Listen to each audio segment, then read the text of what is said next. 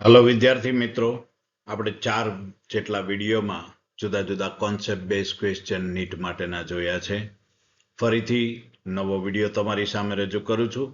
NEET questions and solutions only for toppers. તો ચલો ફરીથી કેટલાક કોન્સેપ્ટ બેઝ પ્રશ્નો નીટ માટેના આપણે જોઈએ.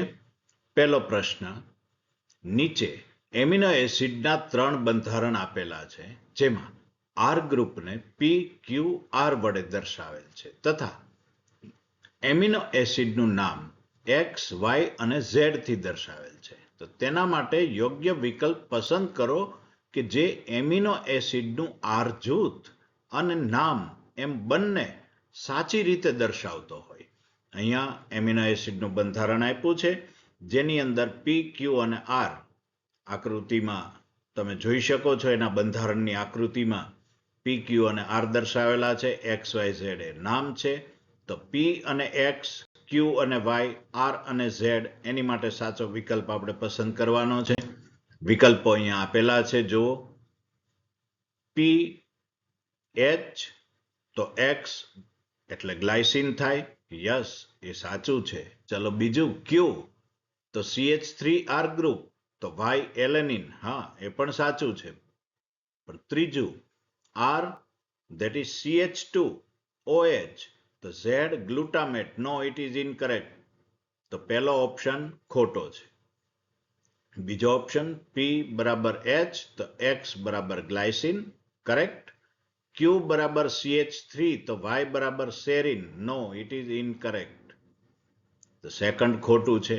ત્રીજું, P બરાબર H R ગ્રુપ છે તો amino acid X glycine, Q R group CH3 છે તો Y એમિનો એસિડ એલેનિન છે, R CH2OH છે R જૂથ તો Z બરાબર સેરિન, યસ 3 કરેક્ટ છે. જો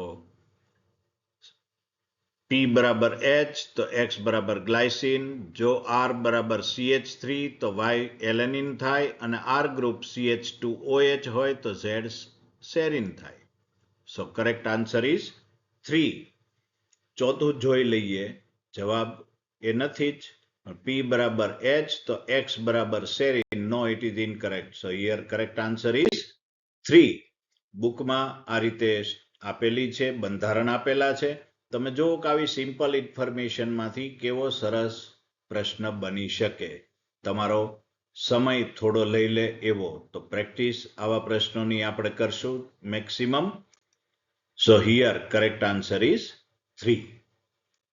પછીનો પ્રશ્ન, નીચેના વિધાનો માટે સાચો વિકલ્પ પસંદ કરો. J, K, L, M અને N 5 વિધાન આપ્યા છે. ચલો જોઈએ. પહેલું, LHC પ્રકાશગ્રાહી સંકુલ, લાઇટ હાર્વેસ્ટિંગ કોમ્પ્લેક્સ. તો LHC એ લિપિડથી અનુબંધિત હજારો રંજક દ્રવ્યોના અણુઓથી બને છે. કે ક્લોરોફિલ એ ચળકતા રંગનું અથવા પીળાશ પડતા લીલા રંગનું છે.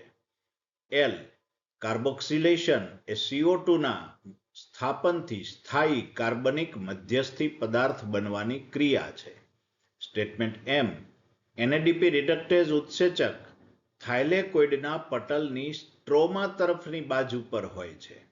અને સ્ટેટમેન્ટ N C3 વનસ્પતિઓ ઊંચું તાપમાન સહન કરવા માટે અનુકૂલિત હોય છે.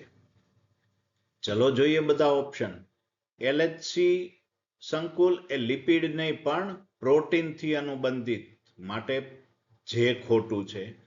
કે ક્લોરોફિલ એ ચળકતા રંગનું, સાચું છે પણ પીળાશ પડતા લીલા નહીં, બ્લુઇશ ગ્રીન કલર છે, ભૂરાશ પડતો લીલો રંગ છે, બ્લુઇશ ગ્રીન છે. તો કે પણ ખોટું છે. L કાર્બોક્સિલેશન એ CO2 ના સ્થાપનથી સ્થાયી કાર્બનિક મધ્યસ્થી પદાર્થ બનવાની ક્રિયા છે, યસ ઇટ ઇઝ કરેક્ટ.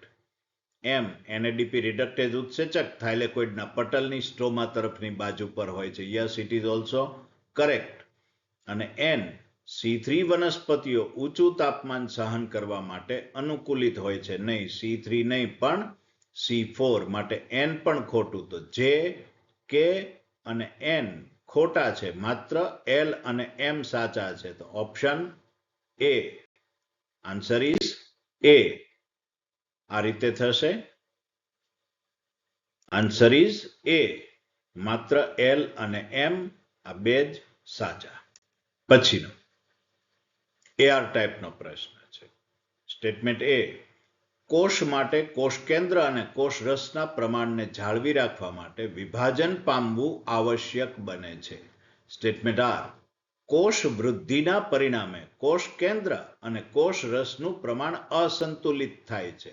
તે અસંતુલિત થાય છે એ પ્રમાણ માટે જ કોષને વિભાજન પામવું જરૂરી બને છે. So here A and R both are correct. બે સ્ટેટમેન્ટ સાચા છે અને આર વિધાન એ એની સાચી સમજૂતી પણ છે. માટે અહીં જવાબ થશે એ.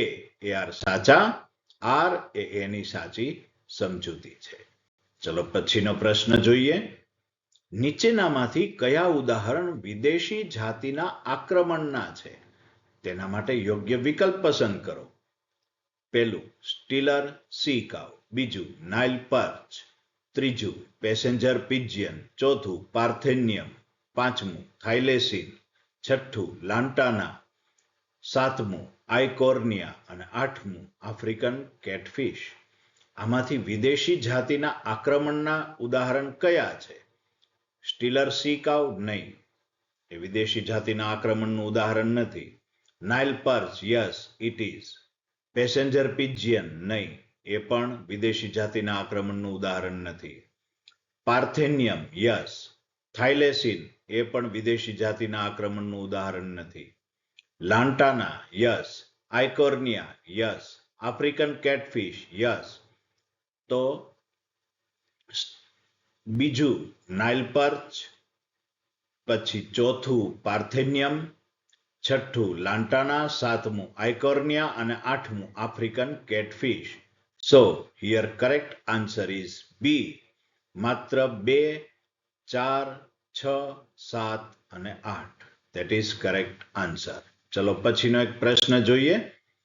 કોલમ 1 અને 2 મેળવીને સાચો વિકલ્પ પસંદ કરો. બે કોલમ આપી છે. પહેલી કોલમ જેમાં P, Q, R, S, T અને U અને સામે કોલમ 2 માં બે જ છે, 1 અને 2. પહેલું જૈવ નિયંત્રક એજન્ટ અને બીજું જૈવિક ખાતર. તો જૈવ નિયંત્રક એજન્ટના ઉદાહરણ કયા છે અને જૈવિક ખાતરના ઉદાહરણ કયા છે યાદ કરવા પડે બધા. P. બેસિલસ થુરિન્જેન્સિસ એ જૈવ નિયંત્રક એજન્ટ છે. Q. લેડીબર્ડ બીટલ એ પણ જૈવ નિયંત્રક એજન્ટ છે. એઝોસ્પાઇરિલિયમ નહીં, એ જૈવિક ખાતર છે. માઇકોરાઇઝા જૈવિક ખાતર છે. ડ્રેગનફ્લાય યસ એ જૈવ નિયંત્રક એજન્ટ છે. અને સાયનોબેક્ટેરિયા જૈવિક ખાતર. તો P. Bacillus thuringiensis, Q.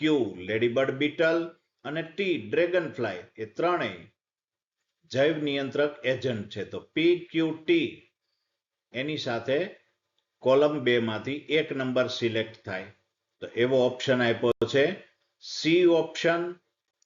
So correct answer is C. P, Q અને T આ ત્રણેય જૈવ નિયંત્રક એજન્ટ છે અને R એઝોસ્પાઇરિલિયમ, S માઇકોરાઇઝા અને U સાયનોબેક્ટેરિયા જૈવિક ખાતરના ઉદાહરણ છે. તો આવા જ પ્રશ્નો સાથે ટૂંક સમયમાં ફરીથી મળશું. નવો વિડીયો રજૂ થશે. આવા જ કોન્સેપ્ટ બેઝ ક્વેશ્ચન માટે પેપર સેટ પણ તૈયાર થઈ રહ્યા છે. આવા પેપર સેટ મેળવવા માટેની ઇન્ફોર્મેશન, ક્યાં કોન્ટેક્ટ કરવો, કઈ રીતે કોન્ટેક્ટ કરવો, કઈ રીતે પેપર મેળવવા, એની ઇન્ફોર્મેશન પણ અહીંયા વિડીયોમાં જ આપવામાં આવશે. ટૂંક સમયમાં પેપરો તૈયાર થઈ જાય એટલે એની પણ માહિતી આ વિડીયો દ્વારા જ આપવામાં આવશે. ત્યાં સુધી કોન્સેપ્ટ બેઝ આવા ક્વેશ્ચન જોતા રહો યુટ્યુબ ઉપર. ખૂબ પ્રેક્ટિસ સારી રીતે કરો, સારા માર્ક લાવો, પ્રેક્ટિસ કરો અને પેપર છે એ ટૂંક સમયમાં પ્રસિદ્ધ થશે.